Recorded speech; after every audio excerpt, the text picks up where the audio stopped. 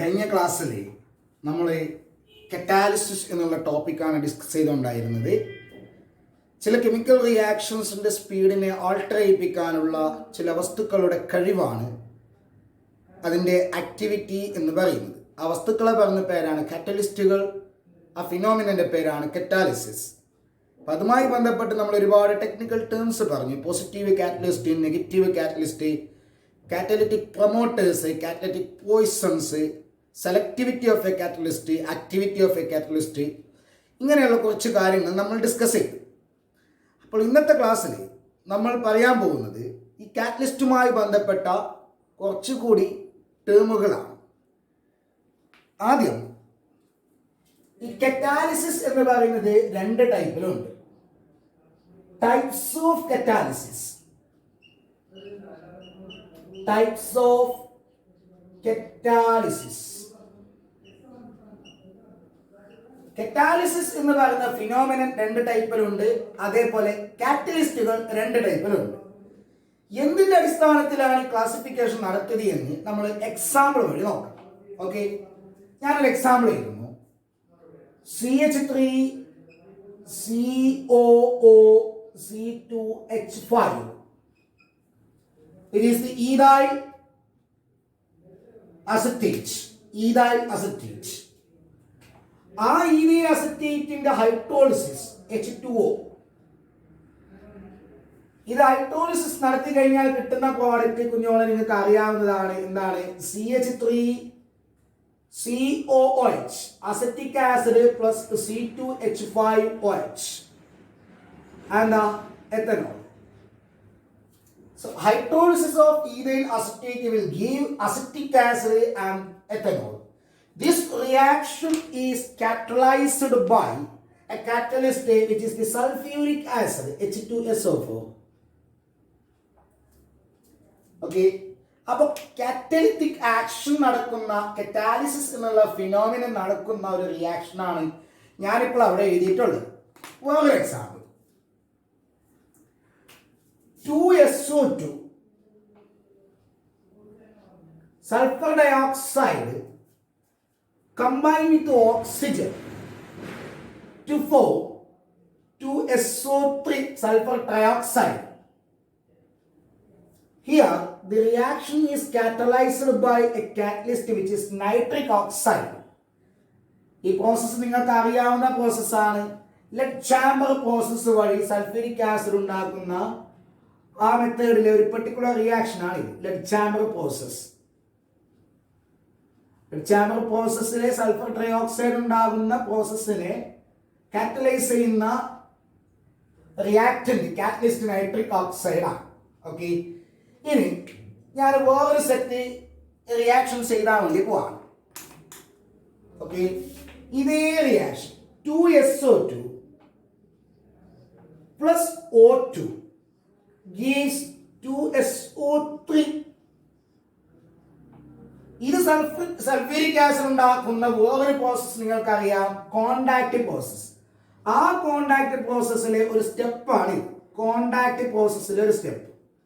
ആ കോണ്ടാക്ട് പ്രോസസ്സിൽ sulphur ഡയോക്സൈഡിനെ sulphur trioxide ആക്കി മാറ്റാൻ നമ്മൾ ഉപയോഗിക്കുന്ന കാറ്റലിസ്റ്റ് വനേഡിയം പെന്റോക്സൈഡ് ആണ്. വനേഡിയം പെന്റോക്സൈഡ് അറിയാലോ. വേറൊരു example, Haber process for the manufacture of ammonia industrially. N2 plus 3H2 gives 2NH3. 2NH3. This is the Haber process. Okay. ഈ ഹേബർ പ്രോസസ്സിൽ റിയാക്ഷനെ കാറ്റലൈസ് ചെയ്യുന്ന കാറ്റലിസ്റ്റ് ആരാ? അത് അയൺ ആണ്, അല്ലെ? Fe. അപ്പൊ ഞാനിവിടെ രണ്ട് സെറ്റ് റിയാക്ഷൻസ് ചെയ്തിട്ടുണ്ട്. അത് ഈ രണ്ട് സെറ്റ് റിയാക്ഷൻസിലായിട്ട് ഞാൻ 4 കാറ്റലിസ്റ്റുകളെ നിങ്ങൾക്ക് പരിചയപ്പെടുത്തി. ഇനി എന്താണ് ഇത് പ്രത്യേകത നോക്കാം. ഇവിടെ ഈ റിയാക്റ്റന്റ് ലിക്വിഡ് സ്റ്റേറ്റിലാണ്, ഇതും ലിക്വിഡ് സ്റ്റേറ്റിലാണ്, കാറ്റലിസ്റ്റ് ലിക്വിഡ് സ്റ്റേറ്റിലാണ്. ഇത് ഗ്യാസ് ആണ്, ഇതും ഗ്യാസ്, ഇതും ഗ്യാസ്. ഓക്കെ, ഇവിടെ സൾഫർ ഡയോക്സൈഡ് ഗ്യാസ് ആണ്, ഓക്സിജൻ ഗ്യാസ് ആണ്, വനേഡിയം പെന്റോക്സൈഡ് സോളിഡ് ആണ്. നൈട്രജൻ ഗ്യാസ്, ഹൈഡ്രജൻ ഗ്യാസ്, പക്ഷെ അയൺ സോളിഡാണ്. ഇത് നിങ്ങൾക്ക് ഇത് നോക്കിയിട്ട് ഈ രണ്ട് സെറ്റ് എക്സാമ്പിൾസ് നോക്കിയിട്ട് പറഞ്ഞുകൂടെ എന്താണ് രണ്ട് ടൈപ്പിലുള്ള, നമ്മൾ പറയാൻ ഉദ്ദേശിക്കുന്ന രണ്ട് ടൈപ്പിലുള്ള കറ്റാലിസിസ് എന്തൊക്കെയാണെന്ന്? എന്താണ്? ഒന്നാമത്തെ കേസിൽ റിയാക്റ്റൻസും കാറ്റലിസ്റ്റും ഒരേ ഫേസിലാണ്. കണ്ടാ, ലിക്വിഡ് ലിക്വിഡ് ലിക്വിഡ്. ഇവിടെ സൾഫർ ഡയോക്സൈഡ് ഓക്സിജൻ ഗ്യാസ് ആണ്, റിയാക്റ്റൻസ് ഗ്യാസ് ആണ്, അതിനെ കാറ്റലൈസ് ചെയ്യുന്ന കാറ്റലിസ്റ്റും ഗ്യാസ് ആണ്.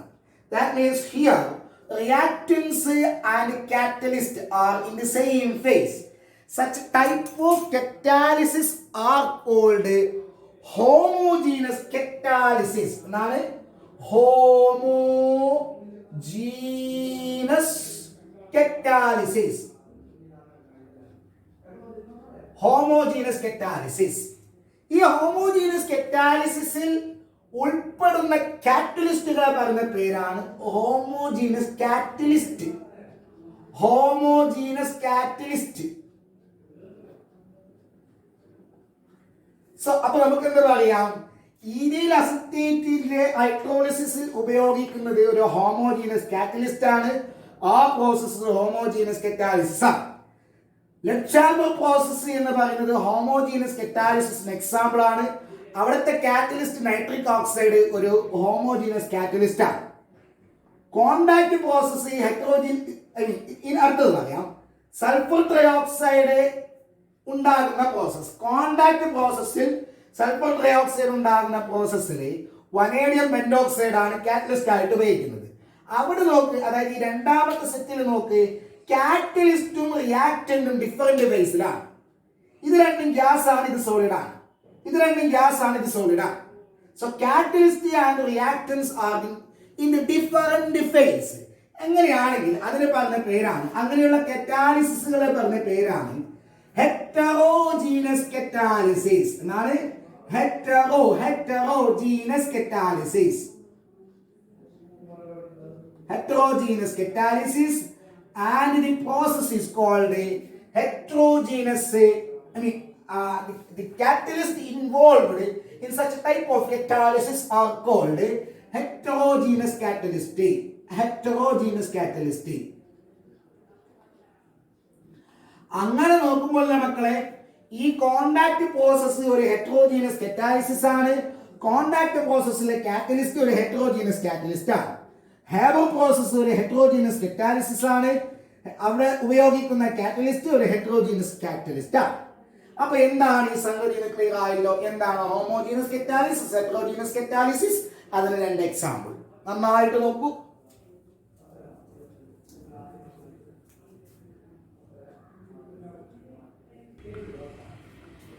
അടുത്തത് കുഞ്ഞോളെ, മെക്കാനിസം ഓഫ് കറ്റാലിസിസ്. അതായത് നമ്മളിപ്പോൾ പിന്നെ രണ്ട് ടൈപ്പിലുള്ള കാറ്റലിസ്റ്റുകളെ കുറിച്ച് പറഞ്ഞു, കറ്റാലിസിസുകളെ കുറിച്ച് പറഞ്ഞു. Homogeneous catalysis and heterogeneous catalysis. എന്തായാലും അവിടെ എന്താ സംഭവിക്കുന്നത്? റിയാക്ഷൻ്റെ റേറ്റിനെ റിയാക്റ്റന്റ് കൂട്ടുകയാണ് ചെയ്യുന്നത്. സോറി, കാറ്റലിസ്റ്റ് കൂട്ടുകയാണ്. ഞാൻ നേരത്തെ പറഞ്ഞ രണ്ട് എക്സാമ്പിൾ ഉണ്ടല്ലോ, ആ രണ്ട് എക്സാമ്പിളുകളിലും നമ്മൾ ഉപയോഗിച്ചിട്ടുള്ള കാറ്റലിസ്റ്റുകൾ റിയാക്ഷൻ്റെ റേറ്റിന് കൂട്ടുന്നു. എങ്ങനെയാണ് അവിടെ ആ പ്രോസസ്സ് നടക്കുന്നത്? കാറ്റലിസ്റ്റ് എങ്ങനെയാണ് റിയാക്ഷൻ്റെ സ്പീഡിനെ കൂട്ടിയത് എന്ന് ചോദിച്ചു കഴിഞ്ഞാൽ നമുക്ക് ഉത്തരമുണ്ട്. അത് നമ്മൾ കഴിഞ്ഞ വീഡിയോയിൽ പറഞ്ഞിട്ടുണ്ട്. എന്താണ്? ഒരു റിയാക്ഷൻ നടക്കുന്ന സമയത്ത് റിയാക്റ്റൻസിന് ഒരുപാട് റിയാക്റ്റൻസ് ഉണ്ടാകാം. അവിടെ എല്ലാ റിയാക്റ്റൻസിനും ത്രെഷോൾഡ് എനർജി അറ്റൈൻ ചെയ്യാൻ പറ്റുന്നില്ല. റിയാക്റ്റൻസ് ത്രെഷോൾഡ് എനർജി അറ്റൈൻ ചെയ്ത് കഴിഞ്ഞാൽ മാത്രമേ അവർക്ക് പ്രോഡക്റ്റ് എന്നുള്ള സ്റ്റേറ്റിലേക്ക് എത്താൻ വേണ്ടി സാധിക്കത്തുള്ളൂ. അപ്പൊ എല്ലാ റിയാക്റ്റൻസിനും ത്രെഷോൾഡ് എനർജി കൈവരിക്കാൻ പറ്റുന്നില്ല, അല്ലെ? അപ്പൊ ത്രെഷോൾഡ് എനർജി കൈവരിക്കാൻ പറ്റാത്തവർക്ക് നമ്മൾ എന്ത് ചെയ്യണം? എക്സ്റ്റേണൽ ആയിട്ട് എനർജി സപ്ലൈ ചെയ്യണം. In the form of heat or light നമ്മൾ സപ്ലൈ ചെയ്യണം. അങ്ങനെ നമ്മൾ അഡീഷണൽ ആയിട്ട് കൊടുക്കേണ്ട എനർജിയെ പറഞ്ഞ പേരാണ് ആക്ടിവേഷൻ എനർജി, അല്ലെ? ചില റിയാക്ഷൻസിൽ ആക്ടിവേഷൻ എനർജി വളരെ കൂടുതലായിരിക്കും. ലാർജ് എമൗണ്ട് ഓഫ് ഹീറ്റ് അല്ലെങ്കിൽ large amount of energy supply ചെയ്യേണ്ടി വരും. അവിടെ നമ്മൾ കാറ്റലിസ്റ്റ് ഉപയോഗിക്കുന്ന സമയത്ത് കാറ്റലിസ്റ്റ് എന്ത് ചെയ്യുന്നു? ആക്ടിവേഷൻ എനർജി കുറഞ്ഞ ഒരു പാത്ത് പ്രൊവൈഡ് ചെയ്യുന്നു. അത് നമ്മൾ കഴിഞ്ഞ വീഡിയോയിലും അതേപോലെ കെമിക്കൽ കൈനറ്റിക്സിലും പഠിച്ചിട്ടുണ്ട്. അപ്പോൾ അവിടെ വീണ്ടും ഒരു ക്വസ്റ്റ്യൻ വന്നു, ഓക്കെ, ശരി. അങ്ങനെയാണ്. എന്താണ് കാറ്റലിസ്റ്റ് ആക്ടിവേഷൻ എനർജി കുറഞ്ഞൊരു പാത്ത് പ്രൊവൈഡ് ചെയ്യുന്നു. അതെങ്ങനെയാണ് അങ്ങനെ സംഭവിക്കുന്നത്? കാറ്റലിസ്റ്റിന് എങ്ങനെയാണ് ആക്ടിവേഷൻ എനർജി കുറക്കാൻ വേണ്ടി സാധിക്കുന്നത്? കാറ്റലിസ്റ്റ് ഉപയോഗിക്കുന്നില്ല എങ്കിൽ നമ്മളൊരു 100 ജൂൾ എനർജി പ്രൊവൈഡ് ചെയ്യുന്നുവെങ്കിൽ കാറ്റലിസ്റ്റ് ഉപയോഗിക്കുന്ന സമയത്ത് ഒരു 20 ജൂൾ എനർജി പ്രൊവൈഡ് ചെയ്താൽ മതി. അപ്പോൾ ബാക്കി 80 ജൂൾ എവിടെ നിന്ന് കിട്ടി? കാറ്റലിസ്റ്റ് എങ്ങനെ ബാക്കി 80 ജൂൾ പ്രൊവൈഡ് ചെയ്തു? അതാണ് നമ്മൾ പറയാൻ പോകുന്നത്. ഓക്കെ, അപ്പോൾ ഇവിടെ 2 ടൈപ്പിലുള്ള കറ്റാലിസിസുകളുണ്ട്. Homogeneous catalysis and heterogeneous catalysis. ഈ ഹോമോജീനസ് കറ്റാലിസിസിൽ എങ്ങനെയാണ് ഈ പ്രോസസ്സ് നടന്നത് എന്നും അതേപോലെ ഹെറ്ററോജീനസ് കറ്റാലിസിസ് എങ്ങനെയാണ് നടന്നത് എന്നും എക്സ്പ്ലെയിൻ ചെയ്യുന്ന ഓരോരോ തിയറികളാണ്. രണ്ടിനും ഓരോ സെപ്പറേറ്റ് തിയറികളാണ് നമുക്ക് ഡിസ്കസ് ചെയ്യാനുള്ളത്, പഠിക്കാനുള്ളത്. ഓക്കെ, അപ്പോൾ ഹോമോജീനസ് കറ്റാലിസിസ് എക്സ്പ്ലെയിൻ ചെയ്യാനുള്ള തിയറിയാണ്. ഹോമോജീനസ് കറ്റാലിസിസ് എക്സ്പ്ലെയിൻ ചെയ്യാൻ ഉപയോഗിക്കുന്ന തിയറിയാണ് കേൾക്കണേ, ഇന്റർമീഡിയറ്റ് കോമ്പൗണ്ട് ഫോർമേഷൻ തിയറി. എന്താണ് intermediate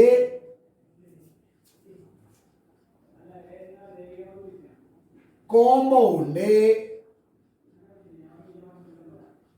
formation theory. Intermediate compound formation theory. അപ്പൊ എന്താണ് ഞാൻ പറഞ്ഞത്? This theory is used to explain homogeneous catalysis. Okay, used to explain homogeneous catalysis. Homogeneous catalysis. അപ്പൊ എങ്ങനെയാണ് ഹോമോജീനസ് കറ്റാലിസിസ് ഇത് ഉപയോഗിച്ചിട്ട് എക്സ്പ്ലെയിൻ ചെയ്യുന്നത് നോക്കാം. ഈ തിയറി പ്രകാരം നോക്കണം, ഹോമോജീനസ് കറ്റാലിസിസിൽ റിയാക്റ്റന്റും കാറ്റലിസ്റ്റും സെയിം ഫേസിലാണ്. അപ്പോൾ ഒരു എക്സാമ്പിൾ ഞാൻ പറയാം. എ എന്ന റിയാക്റ്റന്റ് ബി എന്ന റിയാക്റ്റന്റുമായി കമ്പൈൻ ചെയ്തിട്ട് ഡി എന്ന പ്രോഡക്റ്റ് ഉണ്ടാകും. അവിടെ കാറ്റലിസ്റ്റ് ആയിട്ട് ഉപയോഗിക്കുന്നത് സി എന്ന സബ്സ്റ്റൻസിനെയാണെന്ന് വിചാരിക്കുക. അപ്പൊ അവിടെ സംഭവിക്കുന്നത് എ ബി ഈ 2 റിയാക്റ്റൻസിൽ ഏതെങ്കിലും ഒരു റിയാക്റ്റന്റ് കാറ്റലിസ്റ്റുമായിട്ട് കമ്പൈൻ ചെയ്യുന്നു. That means catalyst combine with one of the reactant. ഈ റിയാക്ഷൻ എങ്ങനെ നടന്നു എന്നാണ് പറയുന്നത്. Catalyst combine with one of the reactant. For example, A combine with the C, or catalyst combine with the reactant A to form a product which is AC. Okay, this is the reactant A. This is the reactant A, and this is the catalyst. Reactant and catalyst combine to form an intermediate compounds.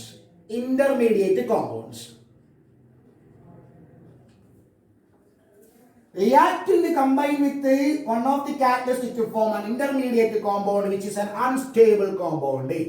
ആ compound unstable ആണ്. Okay, ഇതെന്തെന്ന് അറിയാവോ? ഈ intermediate ഇത് product അല്ല. ആ product final product ഉണ്ടാവുന്നതിന്റെ ഇടക്കുണ്ടാകുന്ന ഒരു intermediate complex ആണ്. ആ ഇന്റർമീഡിയറ്റ് അൺസ്റ്റേബിൾ ആയിട്ടുള്ള ഇന്റർമീഡിയറ്റ് കോമ്പൗണ്ട് രണ്ടാമത്തെ റിയാക്റ്റന്റുമായിട്ട് റിയാക്ട് ചെയ്യുന്നു. എന്നിട്ട് എ ബി എന്നുള്ള ഫൈനൽ പ്രോഡക്റ്റ് ഉണ്ടാവുന്നു. കാറ്റലിസ്റ്റ് റീജനറേറ്റ് ചെയ്യുന്നു. കാറ്റലിസ്റ്റിന് മാറ്റമൊന്നുമില്ലാതെ കാറ്റലിസ്റ്റ് അങ്ങനെ തന്നെ അവസാന റിയാക്ഷൻ കഴിഞ്ഞ് നോക്കുമ്പോൾ കാറ്റലിസ്റ്റ് ബാക്കിയാവുന്നു. ഈ 2 റിയാക്ഷന്റെ സമ്മാണ് ഈ ഫൈനൽ റിയാക്ഷൻ എന്ന് പറയുന്നത്. Okay, that A B is actually D. Okay, അപ്പോ ഇങ്ങനെയാണ് ഇത് പ്രോസസ്സ് നടക്കുന്നത്. ഇങ്ങനെയാണ്. അപ്പൊ അവിടെ ഒരു ക്വസ്റ്റ്യൻ വരും. അപ്പൊ ഈ റിയാക്ഷന്റെ ഫലമായിട്ട് എങ്ങനെയാണ് ആക്ടിവേഷൻ എനർജി കുറയുന്നത്? എങ്ങനെയെന്ന് പറഞ്ഞാൽ റിയാക്റ്റന്റ് കാറ്റലിസ്റ്റുമായിട്ട് കമ്പൈൻ ചെയ്തിട്ട് ഇന്റർമീഡിയറ്റ് കോമ്പൗണ്ട് ഉണ്ടാകുന്ന ആ പ്രോസസ് ഉണ്ടല്ലോ, അത് എക്സോതെർമിക് ആണ്. Large amount of heat will be liberated as A result of this reaction. അതായത് ഈ റിയാക്ഷൻ എക്സോതെർമിക് ആണ്. ഈ റിയാക്ഷന്റെ ഫലമായിട്ട് പുറത്തേക്ക് വരുന്ന എനർജി ഉണ്ടല്ലോ, heat energy, that energy is used for the activation energy requirement of this reaction. ഇവിടെ സി ഉപയോഗിച്ചില്ല എങ്കിൽ ഒരു 100 ജൂൾ എനർജി ആക്ടിവേഷൻ എനർജി ആയിട്ട് വേണമെന്ന് വിചാരിക്കുക. അവിടെ നിങ്ങൾ സി ഉപയോഗിക്കുന്ന സമയത്ത് ഈ ആവശ്യമായ 100 ജൂൾ എന്ന ആവശ്യമായ 100 ജൂളിന്റെ ഒരു ഭാഗം ഇതാ ഈ ഹീറ്റിൽ നിന്ന് നമുക്ക് ലഭിക്കും. അതായത് കാറ്റലിസ്റ്റ് റിയാക്ടന്റുമായിട്ട് കമ്പൈൻ ചെയ്തിട്ട് ഒരു ഇന്റർമീഡിയറ്റ് കോമ്പൗണ്ട് ഉണ്ടാവുന്ന പറഞ്ഞില്ലേ, ആ പ്രോസസ്സിൽ ലിബറേറ്റ് ചെയ്യുന്ന എനർജി ആക്ടിവേഷൻ എനർജിക്ക് വേണ്ടിയിട്ട് ഉപയോഗിക്കും. അപ്പൊ ഇതിൽ നിന്ന് ആവശ്യമായ എനർജി ഫുള്ള് കിട്ടണമെന്നില്ല, ഒരു ഭാഗം നമുക്ക് കിട്ടും, ബാക്കി നമ്മൾ സപ്ലൈ ചെയ്യണം. ഓക്കെ അല്ലേ? അപ്പൊ ഇതാണ് ഇന്റർമീഡിയറ്റ് കോമ്പൗണ്ട് ഫോർമേഷൻ തിയറി പറയുന്നത്. അതിന്റെ എക്സാമ്പിൾ കൂടി ഞാൻ പറയാം. ഇത് ജസ്റ്റ് ഒരു എന്താ പറയാ, ഒരു ഹൈപ്പോത്തറ്റിക്കൽ റിയാക്ഷൻ പറഞ്ഞതാണ്. നമ്മുടെ ഹെറ്ററോജീനസ് കറ്റാലിസിസ് നമ്മൾ പറഞ്ഞൊരു എക്സാമ്പിൾ ആണ് ലെഡ് ചാമ്പർ പ്രോസസ് വഴി സൾഫ്യൂരിക് ആസിഡ് ഉണ്ടാക്കുന്ന റിയാക്ഷൻ. അവിടെ 2SO2 plus O2 gives 2SO3. ഇതായിരുന്നു ലെഡ് ചാമ്പർ പ്രോസസ് അല്ലെ. ഇവിടെ കാറ്റലിസ്റ്റ് ആയിട്ട് ഉപയോഗിച്ചത് ആരെയാണ്? നൈട്രിക് ഓക്സൈഡിനെയാണ്. ഈ റിയാക്ഷൻ നടന്നത് എങ്ങനെയാണെന്ന് അറിയാവോ? ഇവിടെ ഈ നൈട്രിക് ഓക്സൈഡ് ആദ്യം ഓക്സിജനുമായിട്ട് കമ്പൈൻ ചെയ്യും. കാറ്റലിസ്റ്റ് ആയിട്ടുള്ള നൈട്രിക് ഓക്സൈഡ് റിയാക്ടന്റ് ആയിട്ടുള്ള ഓക്സിജനുമായി കമ്പൈൻ ചെയ്തിട്ട് നൈട്രജൻ ഡയോക്സൈഡ് ഫോം ചെയ്യും. ആ നൈട്രജൻ ഡയോക്സൈഡ്, അതായത് ഇതാണ് ഇന്റർമീഡിയറ്റ്, ആ നൈട്രജൻ ഡയോക്സൈഡ് രണ്ടാമത്തെ റിയാക്ടന്റ് ആയിട്ടുള്ള SO2മായി കമ്പൈൻ ചെയ്ത് SO3 ഫോം ചെയ്യുന്നു. കാറ്റലിസ്റ്റ് ആയിട്ടുള്ള NO റീജനറേറ്റ് ചെയ്യുന്നു. ഇതാണ് അവിടെ സംഭവിച്ച പ്രോസസ്. ഓക്കെ അല്ലേ? ഇതാണ്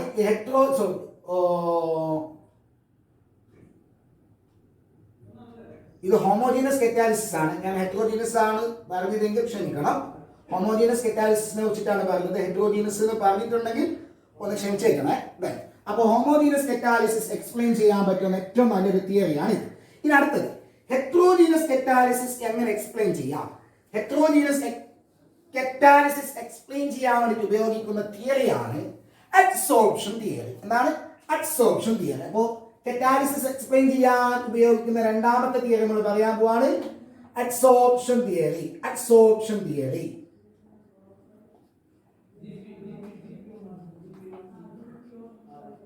അപ്പൊ ഇതില് ഹെറ്ററോജീനസ് കറ്റാലിസിസ് ആകുമ്പോൾ തീർച്ചയായിട്ടും റിയാക്ടന്റും പ്രോഡക്റ്റും ഡിഫറെന്റ് ഫേസിലാണല്ലോ. അല്ല, റിയാക്ടന്റും കാറ്റലിസ്റ്റും ഡിഫറെന്റ് ഫേസിലാണ്. അപ്പൊ ഇവിടെ കാറ്റലിസ്റ്റ് മിക്കവാറും ഹെറ്ററോജീനസ് കറ്റാലിസിസ് ഉപയോഗിക്കുന്ന കാറ്റലിസ്റ്റുകൾ മിക്കവാറും സോളിഡ് സ്റ്റേറ്റിലായിരിക്കും. ഓക്കെ, അപ്പോ ഈ സോളിഡ് സ്റ്റേറ്റിലുള്ള കാറ്റലിസ്റ്റുകൾക്ക് അതിന്റെ സർഫസിൽ ഒരുപാട് ആക്റ്റീവ് സൈറ്റുകൾ ഉണ്ടാകും, ഹാവിംഗ് ഫ്രീ വാലൻസീസ്. നമുക്കതിങ്ങനെ കാണിക്കാം. ഇത് ഒരു കാറ്റലിസ്റ്റിന്റെ സർഫസ് ആണെന്ന് വിചാരിക്കാം. ഇതാ കാറ്റലിസ്റ്റിന്റെ സർഫസ്.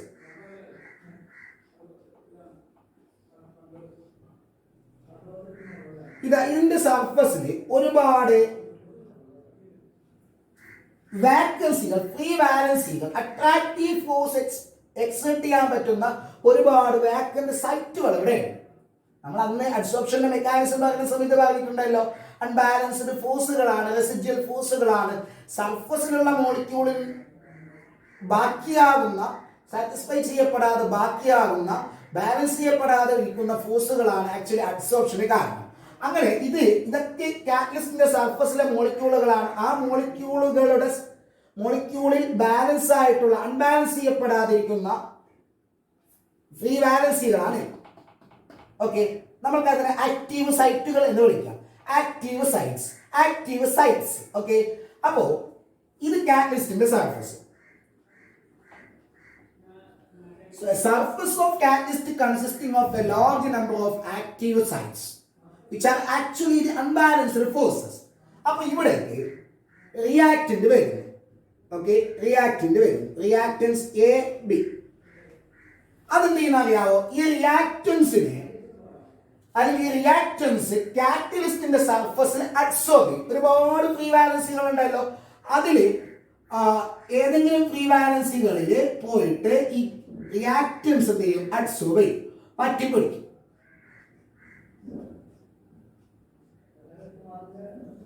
നോക്ക്, ഇവിടെ എയും ബിയും വന്നിട്ട് ഇവിടെ പറ്റി പിടിച്ചു എന്ന് വിചാരിക്കുക. A B. ഇങ്ങനെ ഇപ്പൊ രണ്ടെണ്ണേ കാണിച്ചിട്ടുള്ളൂ. ഇങ്ങനെ ഒരുപാട് വാലൻസികളുണ്ട്, അവിടേക്ക് ഒരുപാട് റിയാക്ടന്റ് മോളിക്യൂൾസുകൾ വന്ന് അഡ്സോർബ് ചെയ്യും. അപ്പൊ അതിന്റെ ഫലമായിട്ട് എന്ത് സംഭവിക്കും? കാറ്റലിസ്റ്റിന്റെ സർഫസിൽ വളരെ ചെറിയ സ്ഥലത്ത് ഒരുപാട് റിയാക്ടന്റ് മോളിക്യൂളുകൾ ഒരുമിച്ച് കൂടും. As a result, the concentration of the reactants increases on the surface of the catalyst. നമുക്കറിയാം, റിയാക്ടൻസിന്റെ കോൺസെൻട്രേഷൻ ഇൻക്രീസ് ചെയ്യുമ്പോൾ സ്വാഭാവികമായിട്ടും റിയാക്ഷന്റെ സ്പീഡ് കൂടും. അത് കൈനറ്റിക്സിൽ നമ്മൾ പഠിച്ചിട്ടുണ്ട്. അതായത് കാറ്റലിസ്റ്റിന്റെ സർഫസിൽ വെച്ചിട്ട് ഈ റിയാക്ടൻസ് കമ്പൈൻ ചെയ്യുന്നു. എവിടെ? കാറ്റലിസ്റ്റിന്റെ സർഫസിൽ വെച്ചിട്ട് റിയാക്ടൻസ് കമ്പൈൻ ചെയ്യുന്നു. അപ്പൊ ഇവിടെ അഡ്സോർപ്ഷൻ സംഭവിച്ചു. ഇനെന്താകുന്നു? ഇതിന്റെ സർഫസിൽ വെച്ചിട്ട് റിയാക്ഷൻ സംഭവിക്കാണ്. ഓക്കെ, റിയാക്ഷൻ സംഭവിച്ചിട്ട് എങ്ങനെയാണ് റിയാക്ഷൻ സംഭവിക്കുന്നത്? അതായത് എയും ബിയും, ഞാൻ രണ്ടെണ്ണെ കാണിച്ചിട്ടുള്ളൂ, ഒരുപാട് റിയാക്ടൻസ് ഉണ്ട്. അപ്പൊ എയും ബിയും പരസ്പരം കമ്പൈൻ ചെയ്യുന്നു. ഓക്കെ, സർഫസിൽ വെച്ചിട്ട് എയും ബിയും പരസ്പരം കമ്പൈൻ ചെയ്യുന്നു. നോക്കണേ, അത് നോക്കണേ. ഇതാ സർഫസിൽ വെച്ചിട്ട് റിയാക്ടന്റ് മോളിക്യൂൾസ് പരസ്പരം കമ്പൈൻ ചെയ്യുന്നു. A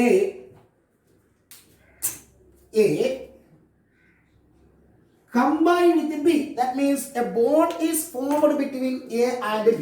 A new bond is formed between A and B. അപ്പൊ എന്തായെന്ന് പറഞ്ഞാൽ ഒരു പ്രോഡക്റ്റ് ആയിട്ട് മാറി, എ ബി എന്നുള്ള പ്രോഡക്റ്റ് ആയിട്ട് മാറി. ആ പ്രോഡക്റ്റ് ഉണ്ടായി കഴിഞ്ഞ ഉടൻ എന്താവുന്ന അറിയാവോ? കാറ്റലിസ്റ്റിന്റെ സർഫസിൽ നിന്ന് അവർ പുറത്തേക്ക് വരുന്നു. That means adsorbate molecules are removed from the surface of adsorbate. Adsorbate molecules are removed from the surface of an adsorbent.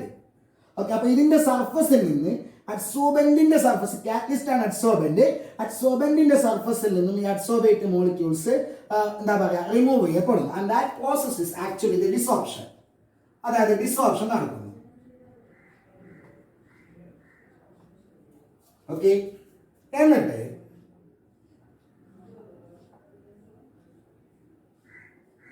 Desorption നടന്നു കഴിഞ്ഞാൽ എ ബി പുറത്തേക്ക് പോയി. ഇതാ റിമൂവ് ചെയ്യപ്പെട്ട എ ബി, അതായത് എയും ബിയും സെപ്പറേറ്റ് ആയ മോളിക്യൂൾസ് ആയിരുന്നു പ്രോഡക്റ്റ് ആയിട്ട് മാറി. കാറ്റലിസ്റ്റ് റീജനറേറ്റ് ചെയ്ത് കാറ്റലിസ്റ്റിന് മാറ്റമൊന്നുമില്ല. അപ്പൊ ഇവിടെ ഇങ്ങനെ ഇതാണ് സംഭവിക്കുന്നത്. അഡ്സോർപ്ഷൻ തിയറി പ്രകാരം കാറ്റലിസ്റ്റിന്റെ സർഫസിൽ ഒരുപാട് ആക്റ്റീവ് സൈറ്റുകൾ ഉണ്ട്. ആ ആക്റ്റീവ് സൈറ്റുകളിൽ റിയാക്ടന്റ് മോളിക്യൂൾസ് അഡ്സോർബ് ചെയ്യുന്നു. അതിന്റെ ഫലമായിട്ട് കാറ്റലിസ്റ്റിന്റെ സർഫസിൽ റിയാക്ടന്റിന്റെ കോൺസെൻട്രേഷൻ ഇൻക്രീസ് ചെയ്യുന്നു. അവിടെ വെച്ച് റിയാക്ഷൻ നടക്കുന്നു. ഉണ്ടാകുന്ന പ്രോഡക്റ്റ് കാറ്റലിസ്റ്റിന്റെ സർഫസിൽ നിന്ന് പുറത്തേക്ക് പോകുന്നു. അതായത് ഡിസോർപ്ഷൻ സംഭവിക്കുന്നു. കാറ്റലിസ്റ്റ് പഴയ പോലെ ബാക്കിയാകുന്നു. അവിടേക്ക് വീണ്ടും റിയാക്ടന്റ് മോളിക്യൂൾസ് വന്നിട്ട് പട്ടിപിടിക്കുന്നു. അപ്പൊ ഇവിടെ അടുത്ത ക്വസ്റ്റ്യൻ, എങ്ങനെയാണ് ഇവിടെ ഇത് ആക്ടിവേഷൻ എനർജി കുറയുന്നത്? ഈ പ്രോസസ് വഴിയാണ്. നമ്മൾ തുടക്കത്തിൽ ഈ പാഠത്തിന്റെ തുടക്കത്തിൽ പഠിച്ചിട്ടുണ്ട്. Adsorption is an exothermic process. As a result of large amount of heat will be liberated. അപ്പൊ ഈ പ്രോസസ്സിന്റെ ഫലമായിട്ട് ലിബറേറ്റ് ചെയ്യപ്പെടുന്ന ഹീറ്റ് എനർജിയാണ് എന്ത് ഈ പ്രോസസ്സിന് ആവശ്യമായിട്ടുള്ള ആക്ടിവേഷൻ എനർജിയുടെ ഒരു ഭാഗം പ്രൊവൈഡ് ചെയ്യുന്നത്. ഓക്കെ അല്ലേ? അപ്പൊ ഈ രണ്ട് തിയറിക്ക് നന്നായിട്ടൊന്ന് നോക്കൂ.